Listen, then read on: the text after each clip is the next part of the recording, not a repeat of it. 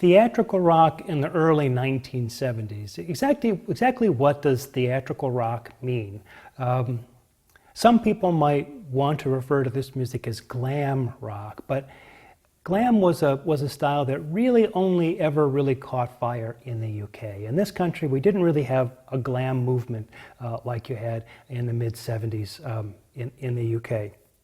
When I say theatrical rock, it will include some of that music, David Bowie especially, but what I mean by theatrical rock is rock music that was conceived primarily for its theatrical production, or which relied in an important way for your understanding it on seeing the theatrical production. Now, when we get into the 80s, we'll start to talk about music videos and important ways in which songs and things were written. Michael Jackson, for example, thinking about them, the songs being thought of in terms of what they would look like when the video was done. So that, to a certain extent, the video element is dictating the way the music goes. Well, this could be seen as a kind of early instance of that, where why we're grouping these groups together is that the albums came with elaborate stage shows that often involved the performers taking on alternate guises, that is, playing the role of various kinds of fictional characters. Of course, this has its roots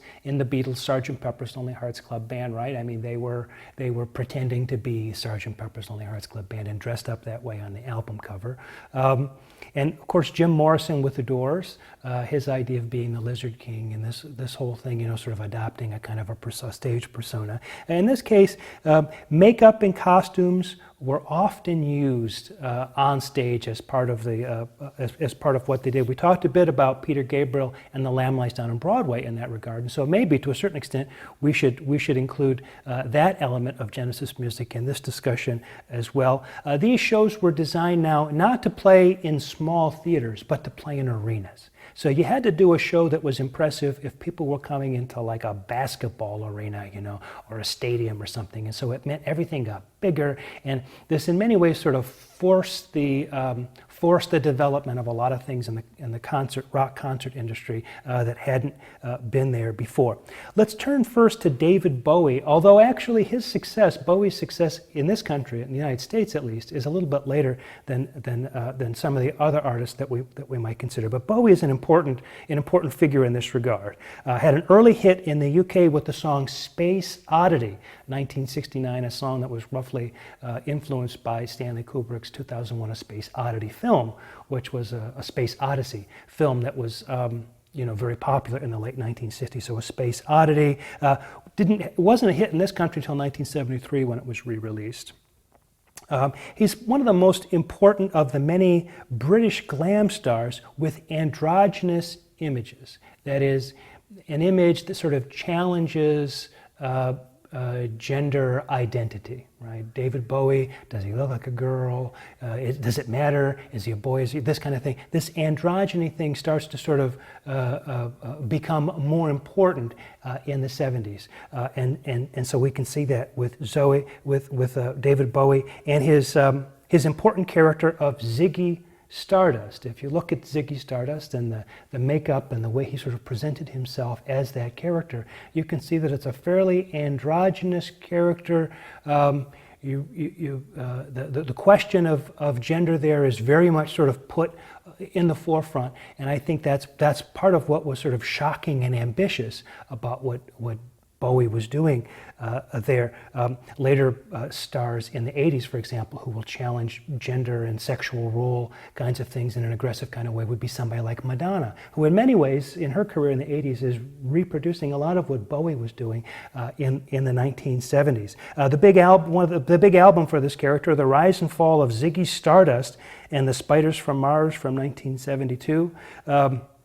A concept album about an artist who, of course, the rise and fall of Ziggy Stardust, rock hero, sounds an awful lot like the story of The Wall from 1979, but remembering this is 1972. The big radio hit from that song was Suffragette City, which interestingly Bowie had offered to Mott the Hoople, another British band that he was friends with, and they turned down Suffragette City, but took his track, All the Young Dudes, which became a hit for Mott the Hoople. This album, The Rise and Fall of Ziggy Stardust and the Spiders from Mars, went to number 5 in the UK, but only to number 75 in this country in 1973. So while it was on the radio all the time, Bowie was not yet enjoying a big success in the United States. Well, the next couple of records sort of fixed that. Aladdin Sane from 1973 went to number 17 here. Diamond Dogs from 1974 went to number 5. And then Young Americans from 1975, which went to number 9, but had the number 1 hit on it, Fame, in a style that Bowie was now calling plastic soul. So David Bowie, a very important figure in terms of the show. You had to see the Bowie show to really get all of what, you didn't get it all from just listening to the record. You had to see the show. Remember, these are the days before music video. So the only way to see the show was to go to the show. You couldn't watch it very much on TV, and you certainly couldn't see a film of it, and there was no way to get a video because there wasn't yet video that people could get. Another important artist in this category is Alice Cooper. Coming originally out of Detroit, although spending some time in the Southwest and somehow landing in LA. The group is characterized by these sort of gruesome, or at least sort of gothic, stage shows which end with the lead singer Alice Cooper's death at the end. Each tour was kind of, how do we kill Alice Cooper at the end of the show? On one tour he would be hanged, on another tour he would have his head chopped off, on another tour he would go into the electric chair. I think eventually they sort of ran out of ways to kill Alice Cooper at the end. But just the staging of Alice Cooper going to the guillotine, putting him down, having the blade come down, having it sort of creating the effect that there was a head sort of rolling across the stage. These were kinds of things that nobody had ever seen at a rock concert before. And early on, Alice Cooper was a crazy band of sort of dangerous desperados. I mean, later, with albums like Welcome to My Nightmare, a number 5 album, 1975, Alice Cooper almost becomes a bit campy and sort of self-satire, having people like Vincent Price sort of do narratives and narrations and things like that in his songs. But in those early records, Alice Cooper, these were some pretty scary guys. The first couple of records were produced by Frank Zappa, and Alice Cooper, the singer and sort of leader of the group, very much under the influence of Jim Morris and the sort of darker side of psychedelia. The breakthrough album for them was from 1971, Love It to Death, and the song I'm 18, a number 21 tune that was released at the end of 1970. It became a hit in 1971. They followed up with the Killer album, number 21 in 1971, featuring the song Be My Lover, which asks the musical question, why is the singer's name Alice?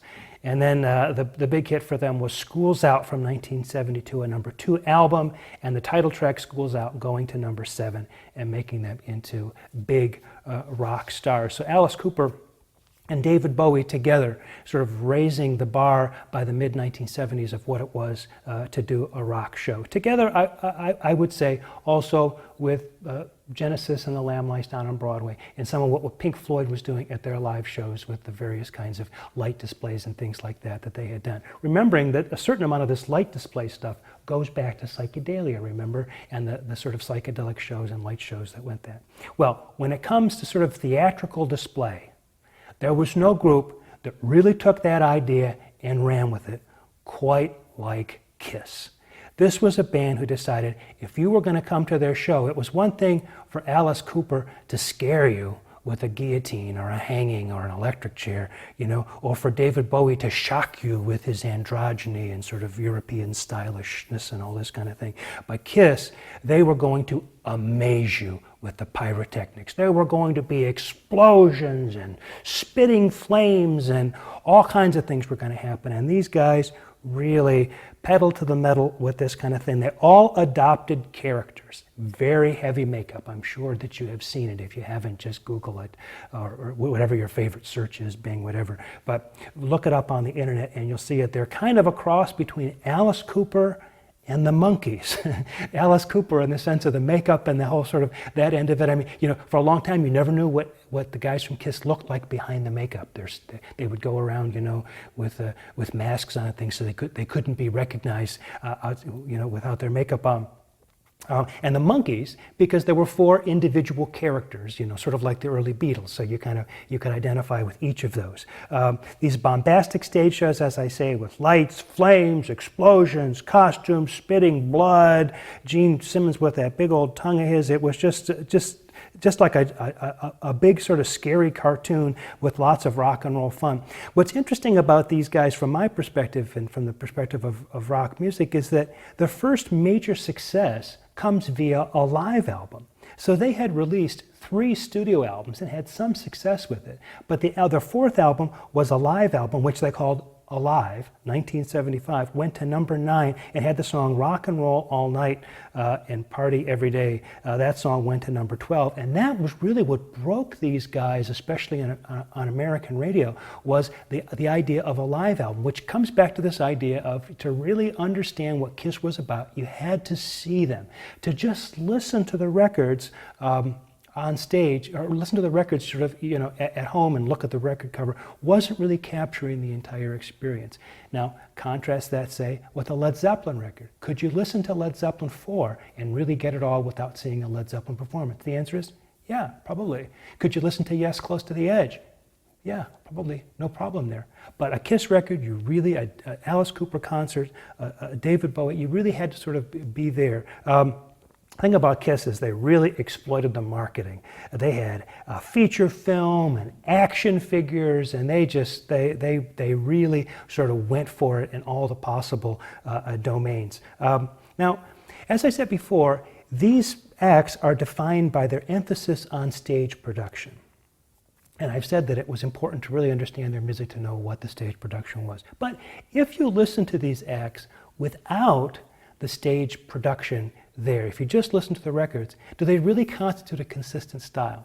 Well, that's a kind of an interesting question. I would say in the case of KISS and Alice Cooper, you'd really think of them as kind of KISS would be more of a kind of a blues-based rock band. Alice Cooper might be quasi-progressive rock, maybe in the same sense as The Who or Pink Floyd in some kinds of ways. David Bowie would be much more sort of singer-songwriter or sort of, you know, mainstream pop kind of oriented. But what pulls them together is the emphasis on the theatrical production, which, as I say, will be a precursor to the focus on video that we'll talk about in the 80s with the rise of MTV. But let's not get ahead of our story. Let's move on to the singer-songwriters in the early 1970s.